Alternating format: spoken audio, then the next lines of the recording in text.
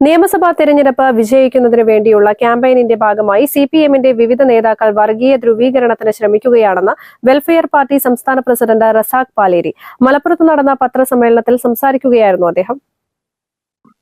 Welfare പാർട്ടിയെയും മറ്റുമൊക്കെ മുൻനിർത്തി CPM ഇസ്ലാമോഫോബിയയും വംശീയ പ്രചരണങ്ങളൊക്കെ നടത്തിക്കൊണ്ടിരിക്കുകയാണ്.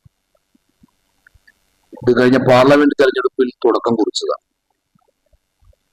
ശേഷം അത് പാലക്കാട് ഉപതെരഞ്ഞെടുപ്പിലും നിലമ്പൂർ ഉപതെരഞ്ഞെടുപ്പിലും ഒക്കെ നമുക്ക് കാണാൻ സാധിച്ചു.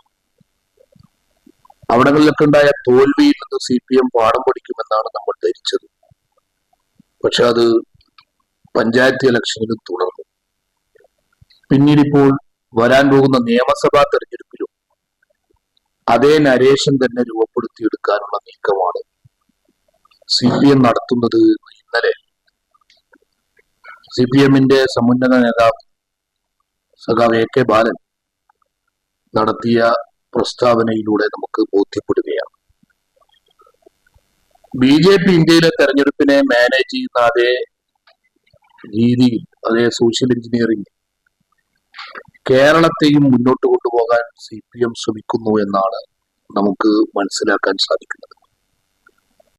കേരളത്തിന്റെ മതേതര പാരമ്പര്യത്തെ പരമാവധി പ്രകോപിപ്പിച്ച് സംഘപരിവാറിന് കളമൊരുക്കാൻ വെള്ളാപ്പള്ളി ഉൾപ്പെടെയുള്ളവർ നടത്തുന്ന ആസൂത്രിത ശ്രമത്തെ സിപിഎം പ്രോത്സാഹിപ്പിക്കുകയാണ് ചെയ്യുന്നത്. കഴിഞ്ഞ ദിവസം ഇസ്ലാമോഫോബിയ ലക്ഷ്യം വെച്ച് മാറാട് കലാപത്തെക്കുറിച്ച് മുൻ മന്ത്രി എ കെ ബാലൻ നടത്തിയ പ്രസ്താവന വരുന്ന നിയമസഭാ തെരഞ്ഞെടുപ്പിൽ സിപിഎമ്മിന്റെ സോഷ്യൽ എഞ്ചിനീയറിംഗ് താൽപര്യങ്ങൾ മുൻനിർത്തിയാണെന്ന് വ്യക്തമാണെന്നും അദ്ദേഹം പറഞ്ഞു. വാർത്താസമ്മേളനത്തിൽ ജില്ലാ സെക്രട്ടറി മുനീബ് കാരക്കുന്ന്, ജില്ലാ വൈസ് പ്രസിഡന്റ് ആരിഫ് ചുണ്ടയിൽ, ജില്ലാ സെക്രട്ടറി ഷാക്കിർ മോങ്ങം എന്നിവരും പങ്കെടുത്തു.